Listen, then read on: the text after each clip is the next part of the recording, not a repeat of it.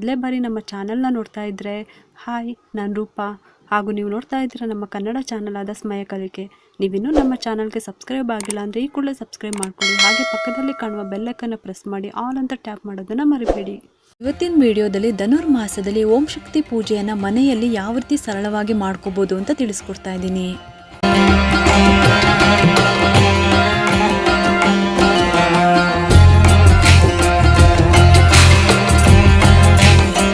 ಧನುರ್ಮಾಸದಲ್ಲಿ ಬರೀ ಧನುರ್ಮಾಸ ಪೂಜೆ ಮತ್ತು ಹರಳಿಕಟ್ಟೆ ಪೂಜೆ ಮಾತ್ರನೇ ಅಲ್ಲ, ಇದ್ರ ಜೊತೆಗೆ ಧನುರ್ಮಾಸದಲ್ಲಿ ಓಂ ಶಕ್ತಿ ಮಾಲೆ ಹಾಕೊಂಡು ಹೋಗುವಂಥದ್ದು ಮತ್ತು ಅಯ್ಯಪ್ಪ ಸ್ವಾಮಿ ಮಾಲೆ ಹಾಕೊಂಡು ಅಯ್ಯಪ್ಪ ಸ್ವಾಮಿ ದೇವಸ್ಥಾನಕ್ಕೆ ಹೋಗುವಂಥದ್ದು, ಈ ರೀತಿ ಎಲ್ಲ ಸೇವೆನ ಮಾಡ್ತಾ ಇರ್ತಾರೆ.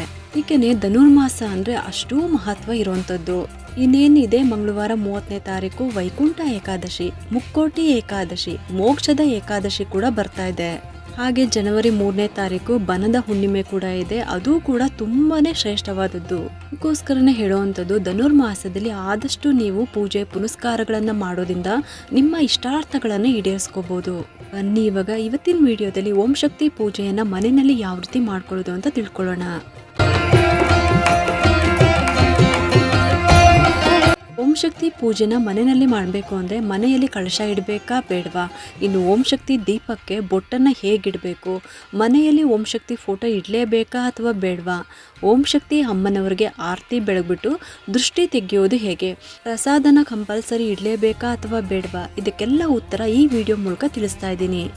ಮನೆಯಲ್ಲಿ ಓಂ ಶಕ್ತಿ ಅಮ್ಮನವರ ಪೂಜೆನ ಮನೆಯಲ್ಲಿ ಮಾಡಬೇಕು ಅಂತ ಅಂದರೆ ಈ 3 ಫೋಟೋಗಳು ಇಡಲೇಬೇಕು. ಗುರು ಅಮ್ಮನವರ ಫೋಟೋ, ಅಮ್ಮನ ಪಾದದ ಫೋಟೋ ಮತ್ತು ಓಂ ಶಕ್ತಿ ಅಮ್ಮನ ಫೋಟೋ.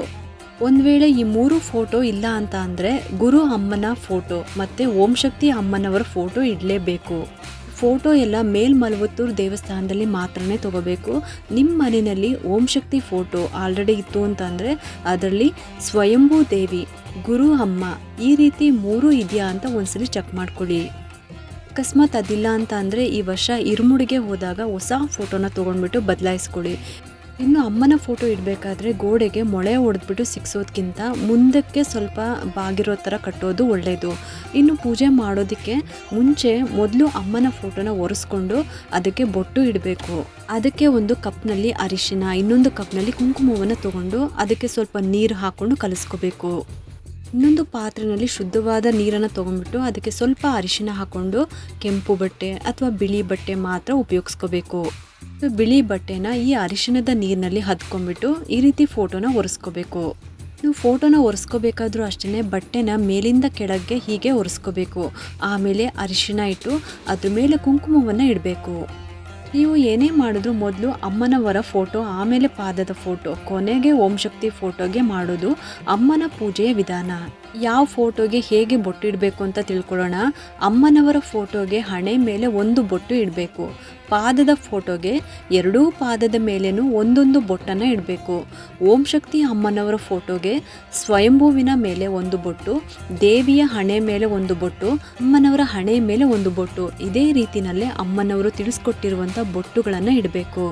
ಬೊಟ್ಟು ಇಟ್ಟಿದ್ದಾದಮೇಲೆ ಬೇವಿನ ಎಲೆಯನ್ನು ಇಟ್ಬಿಟ್ಟು ಮತ್ತು ಹೂಗಳಿಂದ ಅಲಂಕಾರವನ್ನು ಮಾಡಬೇಕು. ಓಂ ಶಕ್ತಿ ಫೋಟೋಗೆ ಅಲಂಕಾರ ಮಾಡುವಾಗ ಹೂವನ್ನು ಅಮ್ಮ ಕಾಣೋ ರೀತಿಯಲ್ಲಿ ಹೂನ ಹಾಕಬೇಕು. ಯಾವುದೇ ಕಾರಣಕ್ಕೂ ಹೂನಲ್ಲೇ ಕೆಳಗಿರುವಂಥ ಅಮ್ಮನವ್ರನ್ನ ಅಥವಾ ಸ್ವಯಂಭೂವನ್ನು ಕಾಣದೇ ಇರೋ ರೀತಿಲಿ ನೀವು ಮಾಡಬಾರ್ದು, ಇದು ತಪ್ಪು. ಆಗಲೇ ಹೇಳ್ದಂಗೆ ಮೊದಲು ಅಮ್ಮನವರ ಫೋಟೋ, ನಂತರ ಪಾದದ ಫೋಟೋ, ಆಮೇಲೆ ಓಂ ಶಕ್ತಿ ಫೋಟೋ, ಇದೇ ರೀತಿಯಲ್ಲೇ ಮಾಡಬೇಕು. ಅಮ್ಮನಿಗೆ ಕಳಶ ಇಡೋದಾದರೆ ಕಳಶವನ್ನು ಓಂ ಶಕ್ತಿ ಫೋಟೋದ ಎಡಭಾಗಕ್ಕೆ ಇಡಬೇಕು. ಯಾವುದೇ ಕಾರಣಕ್ಕೂ ಓಂ ಶಕ್ತಿ ಅಮ್ಮನವರ ಫೋಟೋ ಮುಂದೆ ಕಳಶವನ್ನು ಇಟ್ಬಿಟ್ಟು ಅಮ್ಮನವರು ಕಾಣದಂತೆ ಮುಚ್ಚಬಾರ್ದು. ಅಮ್ಮನಿಗೆ ದೃಷ್ಟಿ ತೆಗೆಯೋದು, ನಿಂಬೆ ಹಣ್ಣನ್ನು ಯಾವ ರೀತಿ ಸಿದ್ಧತೆ ಮಾಡ್ಕೋಬೇಕು ಅಂತ ತಿಳ್ಕೊಳ್ಳೋಣ. ಮೊದಲು ನಾವು ನಿಂಬೆ ಹಣ್ಣನ್ನು ತೊಗೊಂಡ್ಬಿಟ್ಟು ಸ್ಟ್ರೈಟಾಗಿ ಅಥವಾ ಅಡ್ಡಡ್ಡವಾಗಿ ಈ ರೀತಿ ಕಟ್ ಮಾಡ್ಕೋಬೇಕು. ಅದರಲ್ಲಿ ಕುಂಕುಮವನ್ನು ತುಂಬಿಸ್ಬೇಕು. ಅಲಂಕಾರ ಮಾಡಿದ್ಮೇಲೆ ಅಮ್ಮನ ದೀಪವನ್ನು ಇಡಬೇಕು. ಇವಾಗ ಅಮ್ಮನವರ ದೀಪಗಳಿಗೆ ಹೇಗೆ ಬೊಟ್ಟಿಡಬೇಕು ಅಂತ ತಿಳ್ಕೊಳ್ಳೋಣ. ಈ ರೀತಿಯಲ್ಲಿ ದೀಪಗಳು ಅಮ್ಮನ ಪೂಜೆಗೆ ಬೇಕಾಗುತ್ತೆ. ಒಂದು ಓಂ ಶಕ್ತಿ ದೀಪ, ಇನ್ನೊಂದು ಕಾಮಾಕ್ಷಿ ದೀಪ. ಅಕಸ್ಮಾತ್ ಈ ದೀಪ ನಿಮ್ಮ ಮನೆಯಲ್ಲಿ ಇಲ್ಲ ಅಂತ ಅಂದರೆ ನೀವು ನಿಮ್ಮ ಮನೆಯಲ್ಲಿರುವಂಥ ದೀಪಗಳನ್ನು ನೀವು ಉಪಯೋಗಿಸ್ಕೋಬೋದು. ಓಂ ಶಕ್ತಿ ದೀಪಕ್ಕೆ 9 ಬೊಟ್ಟನ್ನು ಇಡಬೇಕು. ಕಾಮಾಕ್ಷಿ ದೀಪಕ್ಕೆ 5 ಬೊಟ್ಟುಗಳನ್ನು ಇಡಬೇಕು. ಈ ಥರ ನೀವು ತಯಾರಿ ಮಾಡ್ಕೋಬೇಕು.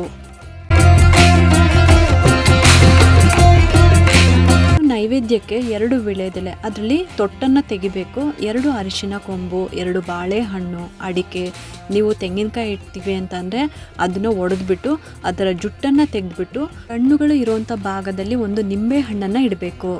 ಇನ್ನು ಅಮ್ಮನವರ ಫೋಟೋ ಮುಂದೆ ವೀಳ್ಯದೆಲೆ ತೊಟ್ಟನ್ನು ತೆಗೆದ್ಬಿಟ್ಟು ಅಮ್ಮನವರ ಬಲಭಾಗದಲ್ಲಿ ಇಡಬೇಕು.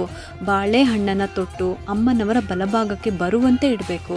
ನೀವು ತೆಂಗಿನಕಾಯಿನಲ್ಲಿ ನಿಂಬೆ ಹಣ್ಣನ್ನು ಇಟ್ಟಿರುವಂಥ ಭಾಗ ಅಮ್ಮನವರ ಬಲಗಡೆ ಬರಬೇಕು, ಇನ್ನೊಂದು ಭಾಗನ ಇನ್ನೊಂದು ಕಡೆ ಇಡಬೇಕು.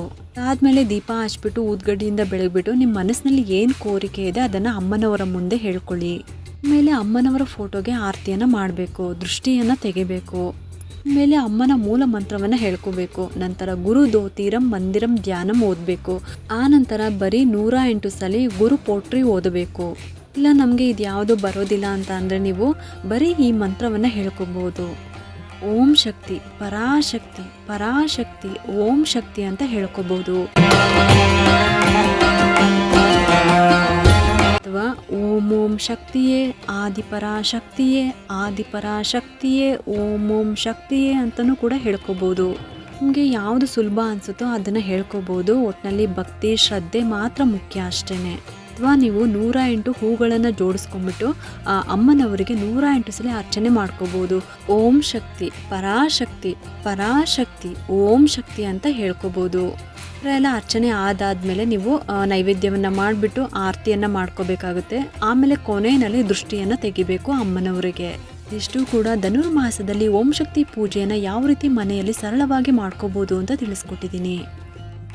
ಈ ಒಂದು ಉಪಯುಕ್ತ ಮಾಹಿತಿ ನಿಮ್ಗೆ ಇಷ್ಟ ಆಗಿದೆ ಅಂತ ನಾನು ಭಾವಿಸ್ತಾ ಇದ್ದೀನಿ. ಈ ವಿಡಿಯೋ ಏನಾದರೂ ನಿಮ್ಗೆ ಇಷ್ಟ ಆಗಿದ್ರೆ ಒಂದು ಲೈಕ್ ಮಾಡಿ, ಶೇರ್ ಮಾಡಿ ಮತ್ತು ಸಬ್ಸ್ಕ್ರೈಬ್ ಮಾಡಲು ಮರಿಬೇಡಿ.